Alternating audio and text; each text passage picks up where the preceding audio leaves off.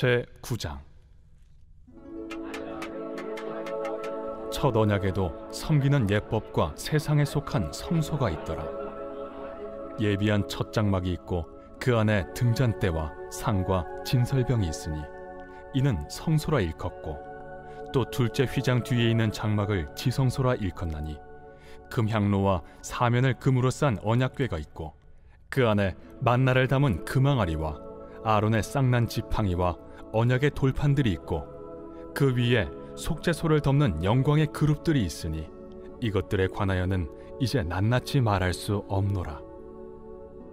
이 모든 것을 이같이 예비하였으니 제사장들이 항상 첫 장막에 들어가 섬기는 예식을 행하고, 오직 둘째 장막은 대제사장이 홀로 1년에 한 번 들어가되 자기와 백성의 허물을 위하여 드리는 피 없이는 아니하나니, 성령이 이로써 보이신 것은 첫 장막이 서 있을 동안에는 성소에 들어가는 길이 아직 나타나지 아니한 것이라. 이 장막은 현재까지의 비유니 이에 따라 드리는 예물과 제사는 섬기는 자를 그 양심상 온전하게 할 수 없나니, 이런 것은 먹고 마시는 것과 여러 가지 씻는 것과 함께 육체의 예법일 뿐이며 개혁할 때까지 맡겨둔 것이니라.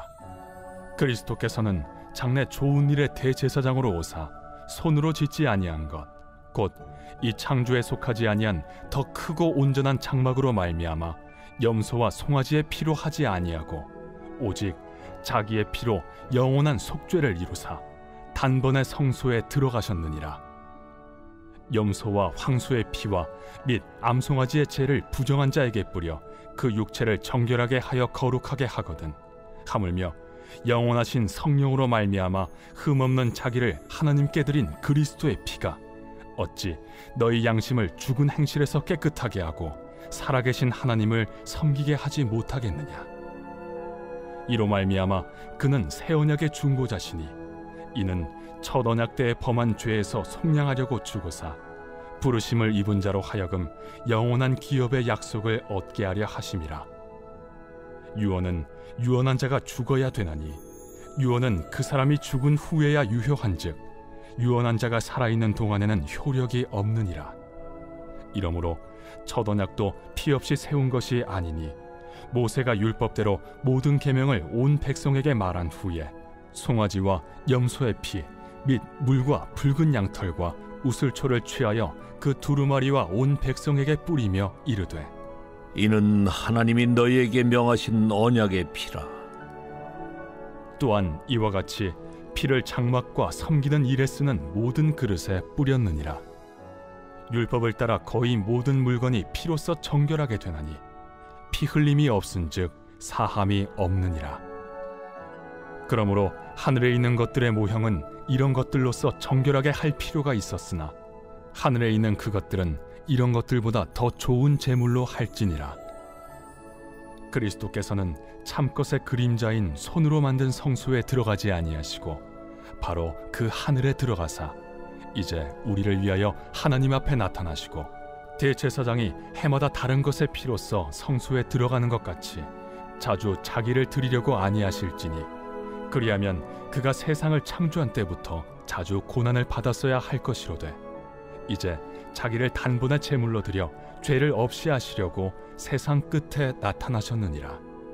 한 번 죽는 것은 사람에게 정해진 것이요 그 후에는 심판이 있으리니, 이와 같이 그리스도도 많은 사람의 죄를 담당하시려고 단번에 들이신 바 되셨고 구원에 이르게 하기 위하여 죄와 상관없이 자기를 바라는 자들에게 두 번째 나타나시리라.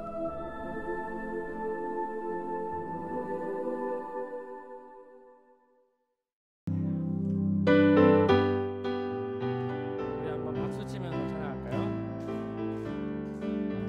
예수 십자가에 흘린 피로써 그대는 씻기어 있는가?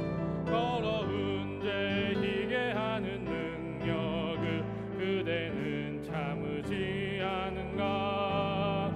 예수의 보혈로 그대는 씻기어 있는가? 마음속에 여러 가지 죄악이 깨끗이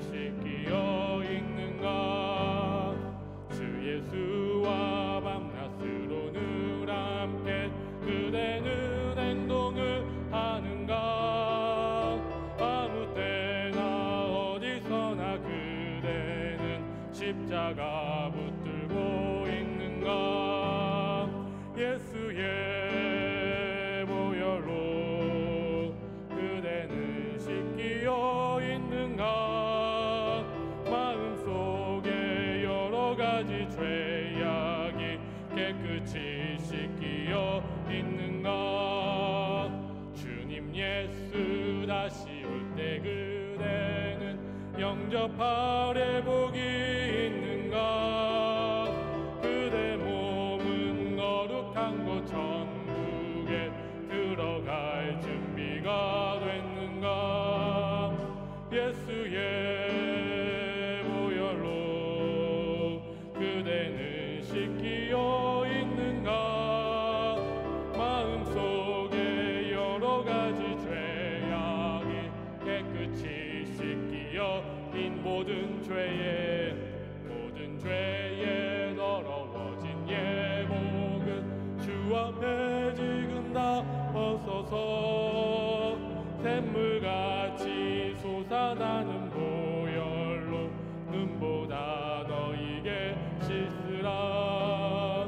예수의 보혈로 그대는 씻기어 있는가? 마음속에 여러 가지 죄악이 깨끗이 씻기어 예수의 보혈로 그대는 씻기어 있는가? 마음속에 여러 가지 죄악이 깨끗이 씻기어 있는가? 아멘. 우리의 모든 죄를 용서하신 하나님의 그 은혜를 묵상하며 함께 기도하며 예배를 준비하겠습니다.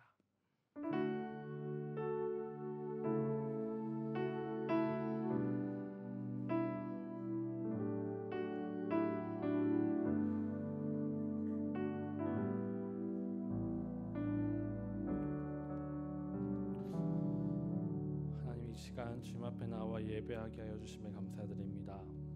우리를 이 자리에 불러주시고 하나님의 자녀 삼아주시며 영원한 생명을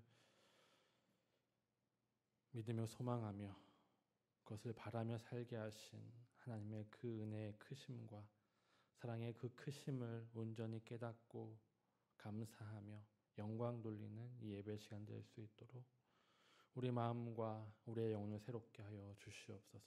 우리 구주 예수 그리스도의 이름으로 기도합니다. 아멘. 전능하사 전제를 만드신 하나님 아버지를 내가 믿사오며 그 외아들 우리 주 예수 그리스도를 믿사오니 이는 성령으로 잉태하사 동정녀 마리아에게 나시고 본디오 빌라도에게 고난을 받으사 십자가에 못 박혀 죽으시고 장사한 지 사흘 만에 죽은 자 가운데서 다시 살아나시며 하늘에 오르사 전능하신 하나님 우편에 앉아 계시다가 저리로서 산 자와 죽은 자를 심판하러 오시리라.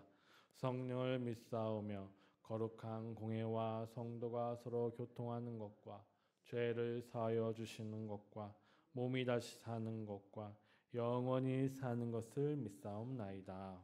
아멘. 우리 찬송가 268장, 우리 268장 또한 힘차게 박수치면서 찬양하겠습니다.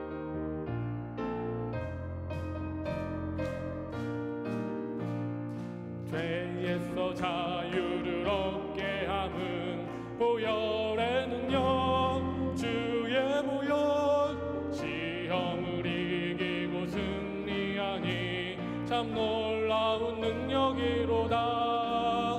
주의 보혈 능력이 또다. 주의 피 믿으오. 주의 보혈 그 어린 양의 매우 귀중한 피보다. 육체의 정욕을 이길 힘은 보혈의 능력, 주의 보혈. 분결한 마음을 얻게 하니 참 놀라운 능력이로다. 주의 보혈 능력이 또다. 주의 피 믿으오. 주의 보혈 그 어린 양의 매우 귀중한 피로다. 눈보다 너희에 맑히는 것 보혈의 능력, 주의 보혈. 부정한 모든 것 맑히시니 참 놀라운 능력이로다.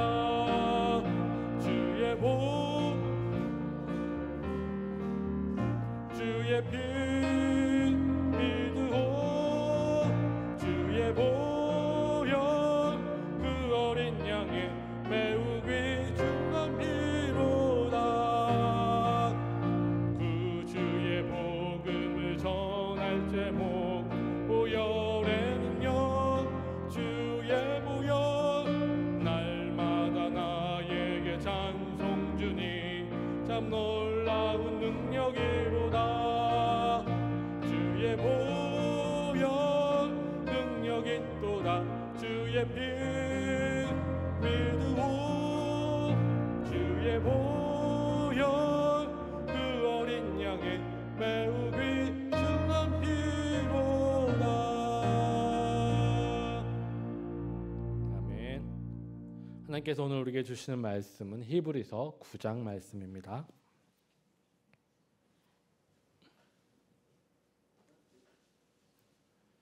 히브리서 9장 1절부터 28절까지 말씀입니다. 신약성경 362페이지에 있습니다.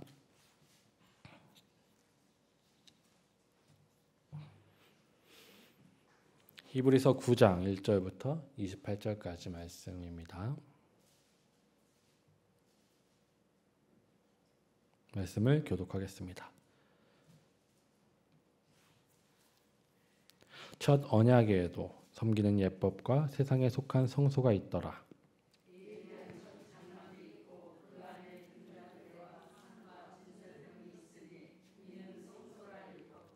또 둘째 휘장과 뒤에 있는 장막을 지성소라 일컫나니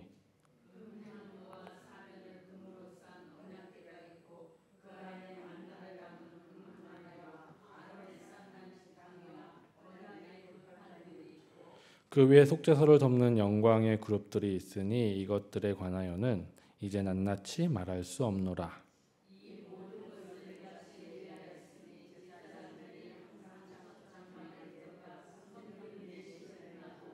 오직 둘째 장막은 대제사장이 홀로 1년에 한 번 들어가되 자기와 백성의 허물을 위하여 드리는 피 없이는 아니하나니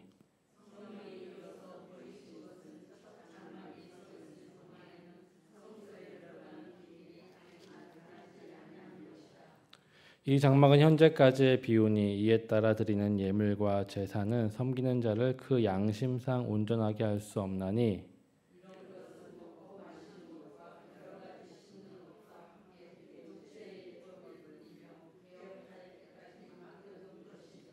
그리스도께서는 장래 좋은 일에 대제사장으로 오사 손으로 짓지 아니한 것 곧 이 창조에 속하지 아니한 더 크고 온전한 장막으로 말미암아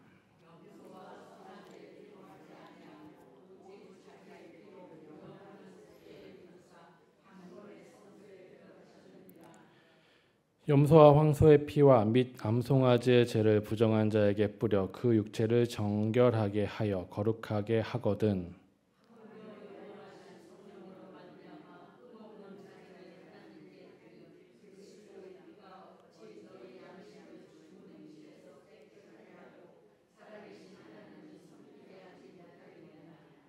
이로 말미암아 그는 새 언약의 중보자시니 이는 첫 언약 때 범한 죄에서 속량하려고 주구사 부르심에 입은 자로 하여금 영원한 기업의 약속을 얻게 하려 하심이니라.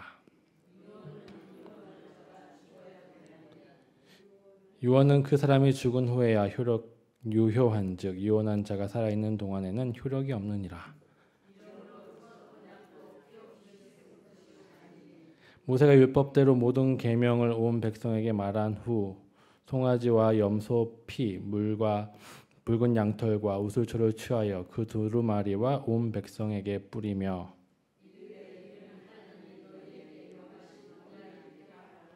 또 이와 같이 피를 장막과 섬기는 일에 쓰는 모든 그릇에 뿌렸느니라.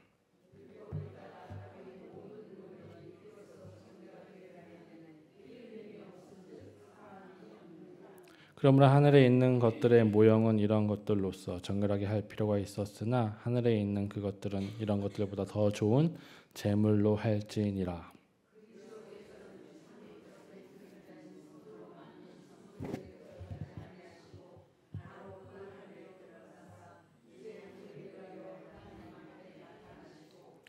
대제사장이 해마다 다른 것의 피로써 성소에 들어가는 것 같이 자주 자기를 드리려고 아니하실지니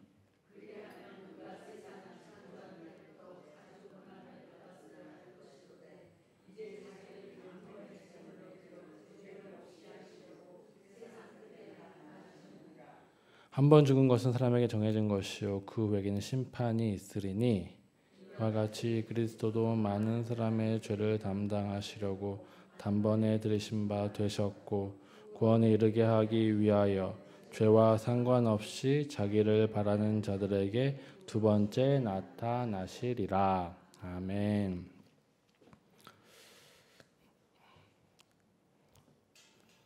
아들과 함께 사는 여인이 있었습니다. 그 여인이 그 아들을 납치범에게 잃었습니다. 하나밖에 없는 아들을 잃은 이 여인은 너무나 힘들어서 방황하다가 주변 지인의 도움으로 교회에 출석하고 하나님을 믿게 되었다는 이야기입니다. 교회를 다니면서 원수도 사랑하라는 그 말씀을 들은 여인은 마음을 정해서 납치범을 용서하려고 결단합니다. 그리고 사람들의 만류에도 불구하고 교도소로 찾아가 그에게 용서하겠다는 말을 하려고 하죠. 그런데 그 납치범도 자기 아들을 죽인 납치범도 교도소에서 예수를 만났고 교회를 다니기 시작했다고 합니다. 그리고 두 사람들의 만남 가운데 그 납치범은 자신이 하나님을 만났고 그리스도 안에서 모든 죄를 용서받았다고 그 엄마 여인에게 고백합니다. 납치범의 말을 들은 여자는 이 엄마는 분노하죠. 용서하러 갔지만 그 말을 듣자 분노합니다. 왜냐하면 자신은 아직 용서하겠다는 말을 한 적이 없는데 어떻게 자신이 용서받았다고 말하며 자신이 이렇게 힘든데 저 사람은 어떻게 저렇게 평안할 수 있는지 이해할 수 없었기 때문이죠. 이 이야기는 2007년에 개봉한 밀양이라는 영화의 단편적인 스토리입니다. 좀 더 복잡한 심리와 관계가 있지만 그 중에서 이 한 가지 관계를 좀 부각하고 싶었어요. 이 남자의 모습입니다. 남자의 모습에 대해서 여러분은 어떻게 생각하시나요? 우리는 분명히 우리의 행위가 아니라 예수님을 믿는 믿음으로 예수님이 십자가에서 죽으신 그 십자가의 대속의 공로로 죄와 모든 죄책에서 자유롭게 되었습니다. 이것은 사실이죠. 하나님의 자녀가 되었고 구원을 받았습니다. 하나님께서는 내가 누구를 할지라도 심지어 그런 나쁜 짓을 한 납치범이고 살인자를 할지라도 하나님께 돌아오고 하나님의 그 구원의 그 은혜를 믿는 자는 용서하실 것입니다. 믿으십니까? 아니라고 생각하세요? 그렇죠? 이 스토리에 비추어 봤을 때는 너무나 그렇게 말하기는 너무 미안하죠. 그 엄마에게. 우리는 뭐가 불편할까요? 이 남자에게 무엇이 잘못되었을까요? 이 남자의 신앙은 맞는 것 같은데 무엇이 잘못되었을까? 우리는 하나님의 용서의 은혜를 용서의 가벼움으로 오해할 때가 있는 것 같아요. 이 남자는 용서의 은혜를 용서의 가벼움으로 바꿔버렸죠. 우리가 믿음으로 구원 얻는다고 했을 때 그 믿음의 크기와 그 믿음으로 말미암아 구원하신 하나님의 은혜의 크기를 너무나 가볍게 여긴다면 우리는 이 남자와 같은 실수를 범할 수 있을 것입니다. 그리스도의 십자가로 말미암아 하나님의 용서는 가벼운 것이 아님에도 불구하고 우리는 값없이 받았기에 은혜를 가볍게 여긴다는 거죠. 나의 노력과 공로와 상관없이 구원받았다는 그 사실은 우리의 죄의 추악함과 비참함의 상태를 너무 가볍게 여기게 만든다는 겁니다. 우리의 용서는 예수 그리스도의 십자가의 보혈의 능력으로 말미암은 것이죠. 하나님께서 나를 대신해서 죽으셨기 때문에 하나님께서 우리를 용서하시고 살리시는 것입니다. 우리가 용서받았다는 것은 가벼운 대가가 아니라 엄청난 대가가 치러진 것이죠. 예수 그리스도의 피, 하나님의 죽으심이죠. 우리의 죄가 그만큼 추악하고 우리의 상태가 그만큼 비참했었다는 겁니다. 예수님이 죽지 않고서는 하나님께서 우리를 위하여 은혜를 베풀지 않고서는 우리는 이 죄에서 해방될 수 없고 우리 비참함에서 구원할 그 어떤 방법도 없었다는 것을 의미하기 때문이죠. 우리가 스스로 노력해서 구원을 얻을 수 있었다면, 아니 구원을 얻는 다른 방법이 있었다면 예수님이 이 땅에 오실 필요가 없다라고 바울은 이야기합니다. 그만큼 우리의 죄의 비참함, 추악함은 컸었다는 거죠. 그렇게 예수를 믿는다는 것, 그 믿음으로 말미암아 아무 공로 없이 용서받았다는 것은 절대로 가벼운 것이 아니라는 거죠. 그 사실에 담겨 있는 우리 죄의 크기와 추악함과 비참함을 인식하는 데서 나와야 하는 겁니다. 그래서 그리스도인의 용서받는다는 것은 죄에 대한 깊은 참회와 애통함을 동반하는 것입니다. 히브리서 기자는 오늘 본문에서 그렇지만 계속 예수님과 대제사장, 예수님의 구속사역을 희생제사와 대제사장적 사역과 연결합니다. 그 중에 대표적인 거 13절과 14절을 한 번 더 보도록 하겠습니다. 13절과 14절입니다. 염소와 황소의 피와 및 암송아지의 죄를 부정하게 자에게 뿌려 그 육체를 정결하게 하여 거룩하게 하거든 하물며 영원하신 성령으로 말미암아 흠없는 자기를 하나님께 드린 그리스도의 피가 어찌 너희 양심을 죽은 행실에서 깨끗하게 하고 살아계신 하나님을 섬기지 못하게 하겠느냐.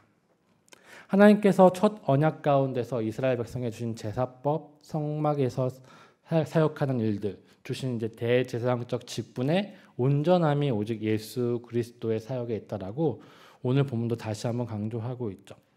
염소와 황소, 피와 암송아지의 희생 제사는 제사 드리는 자의 육체를 정결하게 하였다라고 오늘 히브리서 기자는 우리에게 말해주고 있어요. 성경은 그렇게 말하고 있죠. 하지만 좀 더 본질적으로 들어가 보면 그 제사가 사람을 정결하게 한 것은 아니라는 사실을 기억해야 돼요. 무슨 말이냐면 나의 죄값이 황소의 목숨값이 아니라는 겁니다. 이해되시죠? 나의 죄값은 나의 생명값이에요. 내 생명값과 황소와 소와 염소와의 생명값은 동등할 수 없는 거죠. 성경 곳곳에서 하나님께서 더 원하시는 것은 제사가 아니라 뭐라고 하죠? 마음, 상한 심령 이렇게 말씀하고 있잖아요. 그렇죠? 왜 그럴까? 하나님께서 우리를 용서하시는 것은 네가 나에게 소를 바쳤기 때문이 아니라 소를 바침으로 무언가를 가지고 나왔기 때문이죠. 무엇일까요? 자식의 죄의 비참함을, 추악함을 인식하고 참여하는 심령으로 나왔기 때문이에요. 하나님께서 그것을 근거로 우리를 용서하셔요. 물론 우리를 용서하시는 근본적인 근원은 무엇이죠? 예수 그리스도의 십자가의 피인 거죠. 희생제사는 그것을 상징하는 그림자라고 말하고 있잖아요. 예수님 우리를 죽으셨기 때문에 신약의 백성이든 구약의 백성이든 하나님께 참여하는 마음으로 나아간다면, 예수 하나님의 그 구원의 은혜를 믿고 나아간다면 하나님께서는 용서해 주신다는 거죠. 제가 자주 언급하는 예레미야의 이야기가 있어요. 예레미야는 성전 문 앞에 서서 성전의 절기 때 소를 끌고 양을 끌고 염소를 끌고 올라오는 사람들을 향해서 이렇게 외쳐요.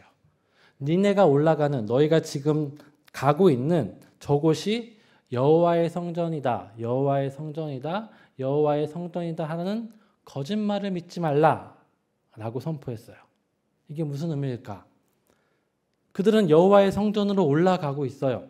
제사를, 희생제사를 드리러 하나님께서 하라고 하신, 명령하신 절기를 지키러 예루살렘으로 올라가고 있는 거죠. 요즘 말로 치면 이런 거예요. 주일날 11시, 9시에 교회로 가고 있는 여러분들을 향해서 제가 딱 서가지고, 아니 예레미야 선지자로 쳐요. 제가 서가지고 여러분들에게 여기가 하나님께 예배하는 곳이다, 교회다 하는 것을 믿지 마십시오 라고 말하고 있는 것과 똑같은 거예요. 얼마나 신성모독적인, 얼마나 이단적인 발언이겠어요. 근데 예레미야는 그렇게 선포해요. 왜 그럴까? 너희는 지금 하나님의 성전을 강도의 소굴로 만들고 있기 때문이다라고 하는 거죠. 왜 여호와의 성전일까요? 여호와의 성전은 하나님을 만나는 곳이에요. 그렇죠? 지금 우리가 예수 그리스도 안에서 어딜 가든 예배당이 아니더라도 하나님을 만날 수 있지만 구약은 오직 성전에서만 하나님을 만날 수 있었어요. 그리고 하나님을 만나기 위해서 희생 제사를 드려야 했지요. 그런데 지금의 이스라엘 백성들은 하나님을 만나기 위해 희생 제사를 드리는 것이 아니라 단순히 자기의 죄를 세탁하기 위해서 희생 제사를 드렸다는 겁니다. 너희가 제사하는 곳은 여호와의 성전, 하나님을 만나는 곳이 아니라 강도들이 모이는 곳이다. 더 죄를 짓기 위해 그저 너의 죄에 대한 면죄부를 얻기 위해 제사하고 있다라고 예레미야 선지자는 말하고 있는 거죠. 즉 그들은 여호와의 성전이라고 생각하면서 올라가지만 그곳에서 그들은 하나님을 만나지 않기 때문에 하나님에 대한 은혜에 대한 간절한 소망이 없기 때문에 행동으로는 제사를 하고 여호와의 성전으로 나아간다고 말하지만 그것은 여호와의 성전이 아닌 것이죠. 그들은 용서를 받기 위해 죄책을 해결하기 위해 소와 양을 바치려고 했을 뿐이에요. 그들의 죄가 아무리 커도 그들의 죄값은 그저 소와 양의 목숨값에 불과한 거죠. 내가 아무리 큰 죄를 지어도 소 한 마리 바치면 수십 명의 사람의 인생을 망치고도 소 한 마리를 바치면 용서받는 거예요. 내가 한 여자의 인생을 망치고 그의 가장 소중한 아들을 빼앗았음에도 불구하고 그냥 내가 하나님 나를 사랑하십니다. 예수 그리스도 나를 용서하셨습니다. 라는 말 한마디, 그 다짐 한마디는 모든 것이 용서된 것이죠. 죄에 대한 참회와 그 죄를 용서하신 하나님의 용서의 크기에 대한 감사 없이 하나님께서 나를 사랑하십니다 라고 말만 하면 나는 하나님의 사랑받는 자이고 나는 구원받은 자가 되는 거예요. 그 믿음, 그런 고백은 예레미야가 말한 강도들을 소굴로 만드는 그들 이스라엘 백성의 신앙과 똑같은 거죠. 하나님께서는 소와 양으로 우리의 죄를 사해 주는 것은, 그로 말미암아 우리가 정결케 되는 것은 염소와 황소의 피와 암송아지의 죄를 부정한 자에게 뿌려 그 육체를 정결하고 거룩하게 되는 것은 그 소와 양의 피가 나를 정말 깨끗하게 해주기 때문이 아니라 하나님께 은혜를 구하며 나아가는 자에게 베푸신 하나님의 은혜의 모습이라는 겁니다.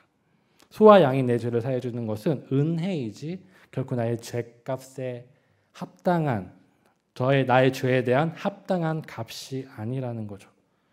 소와 양을 잡으라고 하신 것은 내가 소와 양을 목을 칼로 찢어서 피를 내물 통해서 내 죄의 추악함과 참혹함을 돌아보게 하시는 거예요.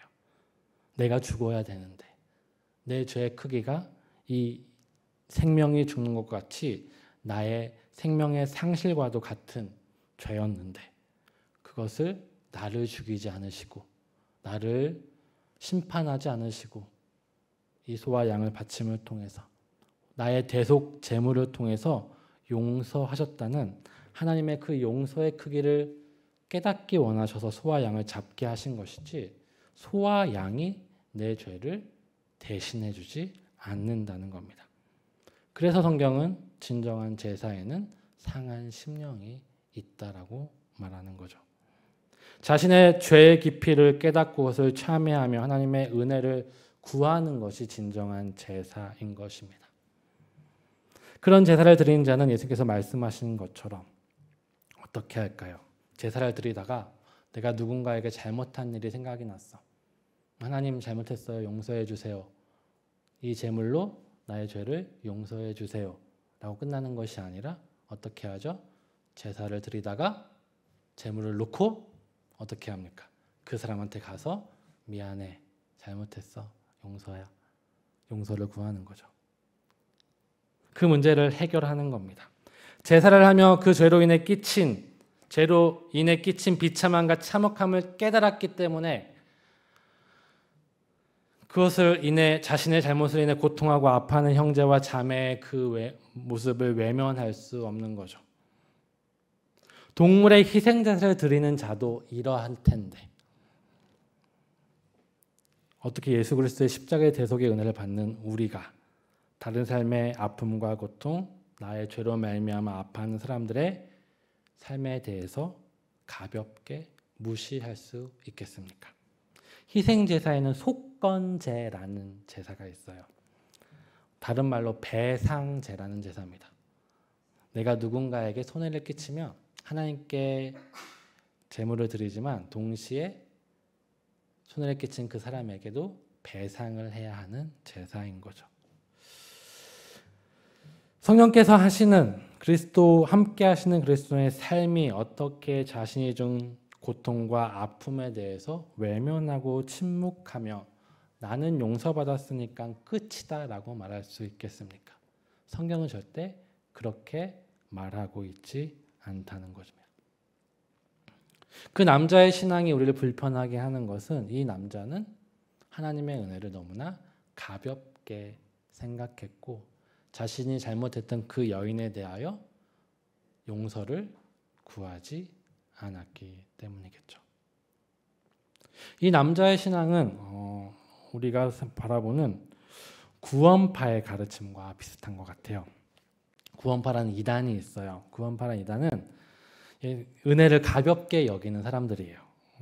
그러니까 우리가 절대로 삶 가운데 우리의 행위로 구원받는 것이 아니기 때문에 죄책감을 가질 필요 없어요. 여러분이 믿는 그 순간 여러분은 하나님 나라의 백성이 되었어요. 그렇게 자유롭게 그 은혜를 기억하며 사세요라고 가르쳐요. 우리가 예수님을 믿으면 거듭났고 새 생명을 얻었기 때문에 더 이상 회개할 필요가 없다고 가르치는 사람들입니다. 구원받은 자유를 누리면서 죄책에서 자유롭게 살아가라고 가르쳐요. 맞는 말 같아 보이지만 구원파의 가르침에 심각한 문제가 있어요. 뭐냐면 그들에게 하나님의 은혜는 너무나 가볍다는 겁니다. 왜냐하면 더 이상 나는 새로운 사람이 됐기 때문에 내 죄에 대해서 더 이상 돌아보지 않아요. 왜요? 내가 무슨 죄를 지었든 하나님께서 나를 용서하셨기 때문에. 맞는 말인데 조금의 여기가 왜 문제가 되냐면 내가 내 죄에 대하여 돌아보지 않는다면 계속해서 내가 하나님의 자유함을 누리며 용서받는 자유함을 누리며 누군가를 아프게 하고 힘들게 하는 것을 너무나 쉽게 생각한다는 거예요. 그리고 그 죄에서 용서받은 하나님의 은혜를 너무나 쉽게 여긴다는 거죠. 저는 많은 사람들에게 이렇게 이야기합니다. 그리스도인은 믿는 순간부터 죽을 때까지 윤리적인 수준은 점점 올라간다고 생각해요. 지금 나보다 죽기 전에 내가 가장 예수님을 닮아 있는 삶을 살 거예요. 내가 온전한 그리스도인이라면. 그런데 나를 바라본 나에 대한 인식은 가장 예수님과 닮지 않은 사람이라고 생각할 거라는 거예요. 잘 생각해 보세요. 나는 예수님을 믿기 때문에 하나님을 사랑하기 때문에 예수님을 따라서 살기 때문에 예수를 사랑하고 하나님을 사랑하기 때문에 원수도 사랑하는 그 삶을 살아갈 것이죠. 그래서 나의 외적인 모습, 나의 삶의 모습은 가장 예수님처럼 윤리적이고 도덕적일 거예요. 근데 그런 나의 본성을 인식하는 나 자신은 내가 얼마나 추악한 존재인지를 더 온전히 깊이 깨닫게 된다는 겁니다. 바울 사도가 나는 죄인의 개수라고 말한 것은 겸손해서가 아니에요. 겸손한 건가? 그러니까 무조건 자기를 깎아내리기 위함이 아니라 자기를 온전히 인식했기 때문이죠. 내가 처음 예수님을 믿었을 때 정말 예수님을 닮은 것은 요만큼밖에 없지만 나는 요만큼의 죄인이라고 생각할 거예요. 내가 죄를 지은 것은 별로 되지 않는다고 생각할 거예요. 근데 죽는 순간, 그 순간 나를 바라보는 나의 모습은 정말 나는 보잘것없는 존재였구나. 나는 정말 하나님의 은혜 없이는 살 수 없었던 존재였구나를 인정할 수밖에 없는 존재가 된다는 거죠. 그리스도인은 죽는 순간까지 죄를 자각하며 죄의 깊이와 넓이와 크기를 직면하며 살아가게 될 거예요. 자신의 죄, 공동체의 죄, 국가의 죄를 직면하고 그 현실 속에서 내가 얼마나 그 가운데 똑같이 추악하고 똑같이 비참하며 똑같이 무기력한 존재인지를 깨달아가겠죠. 내 모든 죄와 상관없는 존재가 아니라 그 속에 그 죄 때문에 누군가를 아파하고 힘들게 하며 세상의 그 거대한 악에 내가 일조하고 있음을, 한 부분을 담당하고 있다는 것을 깨달아가게 될 거예요. 그렇죠? 환경오염이라는 것이 나와 상관이 없는 것 같아 보이지만 여러분은 이 지구의 기후변화와 환경오염의 한 부분을 담당하고 있어요. 분명히 나의 잘못으로 인해 동물들은 죽어가고 있고 날씨는 변하고 있고 바다는 오염되어 가고 있죠. 예전에 세월하는 비참한 사건들이 있었습니다. 그 속에 진정한 그리스도인이라면